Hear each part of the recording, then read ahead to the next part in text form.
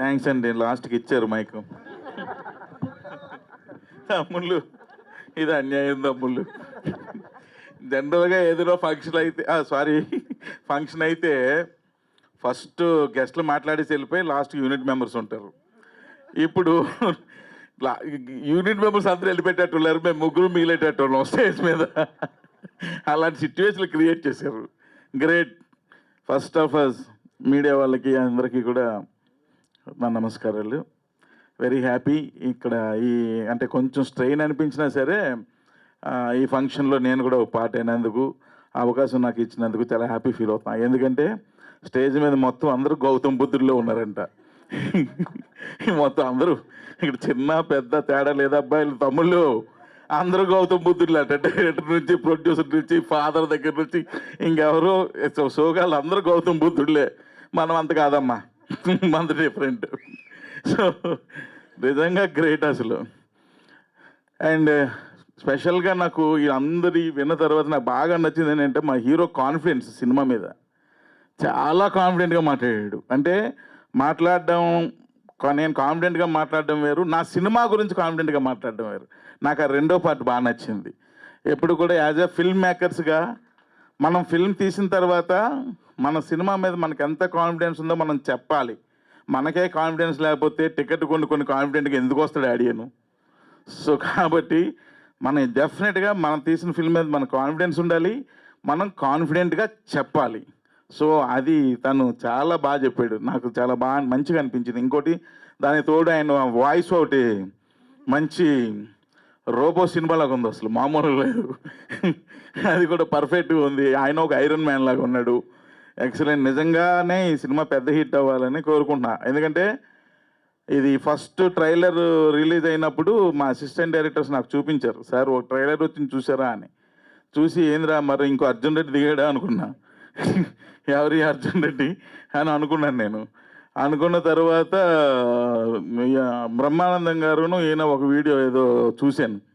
చూసిన తర్వాత ఓహో అతడిలో ట్రైన్ కోసం ఎత్తుక్కుంటూ వెళ్ళిపోయినాడు, ఇప్పుడు బయటకు వచ్చాడా అనిపించింది. చాలా టైం పట్టేసింది. మొత్తం మీద వచ్చాడు బయటికి.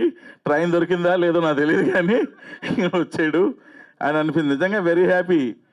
అలాంటి అంటే అప్పుడు చూసిన మన ఆ చైల్డ్ ఆర్టిస్టులు ఈరోజు ఒక్కొక్కరు హీరోలు అయిపోతున్నారు. నిజంగా ఎంత హ్యాపీ అనిపిస్తుందో. సో నాకు ఇప్పుడు అనిపించింది ఒకసారి వెనక్కి వెళ్ళి మనం చైల్డ్ ఆర్టిస్ట్ అయిపోదామా అని.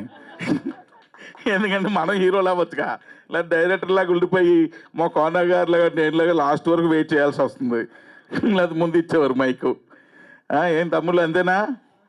సో అది ఇంకా మా డైరెక్టరు ఈయన నాకు ఇప్పుడు తెలిసిన వ్యక్తి కాదు, చాలా ఇంతకు ముందే బాగా పరిచయం ఉన్న వ్యక్తి. తను చాలా హార్డ్ వర్కరు. ఇందాక ఆయన కథ చెప్తుంటాం, ఈయన వెనకథలు ఇంత కథ ఉందా అని అనిపించింది. సో ఫస్ట్ ఆఫ్ ఆల్ వాళ్ళ మిస్సెస్ గారికి థ్యాంక్స్ చెప్పాలి. పాప ఆయన ఎన్నిసార్లు అడిగినా సరే ప్రతి టైము గ్రాంట్ చేస్తూనే వెళ్ళారు ఆవిడ. సో అబ్బాయి ఇప్పుడు హిట్ కొట్టకపోతే గ్రాంట్ ఉండదు, అది గుర్తుపెట్టుకో. సో ఇది పెద్ద హిట్ అవ్వాలి. అర్జున్ రెడ్డి ఒక దేవదాస్ సినిమా తీసి పెద్ద హిట్ కొట్టాడు. ఈ సిద్ధార్థ రాయ్ ఒక గౌతమ్ బుద్ధ సినిమా తీశాడు. అది ఇతను కూడా దేవదాస్ ఎంత హిట్ కొట్టాడో గౌతమ్ బుద్ధుడు కూడా అంతే హిట్ కొట్టాలి అబ్బాయి, లేకపోతే తేడాలు వచ్చేస్తాయి. సో కాబట్టి చూడండి, వాచ్ చేయండి, అంత హిట్నివ్వండి. దీనివల్ల చాలామందికి ఇక్కడ లైఫ్స్ ఉన్నాయి. ఎందుకంటే ఇక్కడ మొహాలు అందరూ చూస్తుంటే లైఫ్ కోసం చాలా ఆకలిగా ఎదురు చూస్తున్న ఫేస్లే కనిపిస్తున్నాయి ఇక్కడ అందరూ కూడాను. ఈ left side batch, right side ఫుల్గా సెటిల్డ్ అయిపోయిన బ్యాచ్ కనిపిస్తున్నారు. వీళ్ళకి అక్కర్లేదు. మా బ్యాచ్ చూడండి, నెలకు వచ్చే జీతాల కోసం ఎదురు చూస్తున్న ఫేస్లు. అదిగో 1 2 3 4. అమ్మా మా బాలాజీ గారు ఎక్సలెంట్ లిరిక్ రైటరు. చాలా థ్యాంక్స్ సార్. మళ్ళీ చాలా రోజుల తర్వాత మిమ్మల్ని చూస్తున్నాను. Very happy sir. సో మా తమ్ముళ్ళు చూడాలి, సిద్ధార్థ రాయని కూడా బాగా చూడాలి. And at the same time మా Praveen Pudi is my first ఫిల్మ్కి ఎడిటరు. సో ఇందాకలు అన్నాడు కదా చాలా అవర్స్ ఎడిట్ చేసాడని. మేము కూడా మేము వయసుకు వచ్చాం సినిమాకి. ప్రవీణ్ నేను అలాగే తెల్లార్లు కూర్చొని ఆ ఎడిట్ షూట్లోనే పడుకుని పోయేవాళ్ళం అన్నిసార్లు. ఎందుకంటే భయం అండి, ఫస్ట్ సినిమా కదా, ఎలా ఉంటుందో ఏంటో. ఒకటికి 10 సార్లు డౌట్స్. మళ్ళీ ఎలాగైనా సక్సెస్ చేయాలంటే ఏమో ఇంకో వెర్షన్ చేద్దాం, ఇంకో ఇలా చేస్తూ ఉంటాం. ఇది కామన్ ప్రతిదానికి కూడా. ఎందుకంటే అందరికీ గట్స్ ఉన్న కోన వెంకట్ లాంటి వాళ్ళు ఉండరు. ఎందుకు మేము ఇంత టెన్షన్ పడుతుంటే అప్పుడు మేము వేసుకొచ్చాం సినిమా కోనా గారికి వినిపించాను నేను.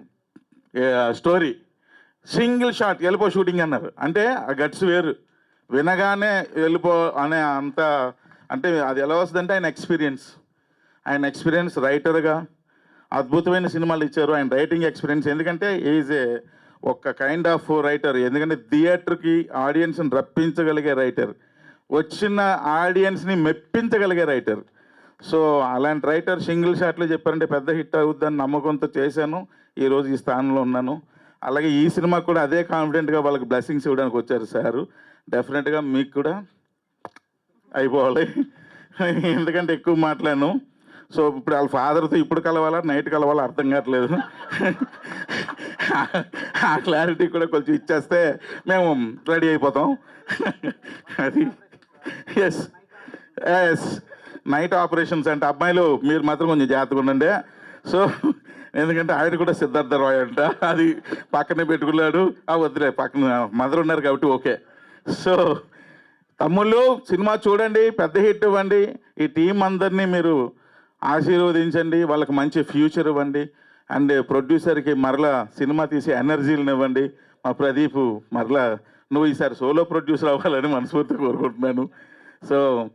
సో అందరికీ మరొకసారి థ్యాంక్స్ తెలియజేస్తూ, అలాగే మా కిరణ్ అబ్బు గారు, నాకు ఇష్టమైన హీరోస్లో తను కూడా ఒకడు, వెరీ న్యాచురల్గా చేసే యాక్టింగ్ చేస్తున్నట్టు ఉండదు. ఆయన మామూలుగా ఏదో లైఫ్ నడిచేస్తుందిరా అన్నట్టే ఉంటుంది ఆయన యాక్టింగ్ చేస్తే, అంత న్యాచురల్ యాక్టింగ్ చేసే హీరో. సో కిరణ్ గారు మీకు కూడా థ్యాంక్ యూ సార్. అండ్ ఈ ఆపర్చునిటీని ప్రతి ఒక్కరికి కూడా పేరు పేరున కోరుకుంటూ ఇమ్మీడియట్గా వెళ్ళిపోయి పనిలో ఉన్నాడు తమ్ముళ్ళు. Thank you very much.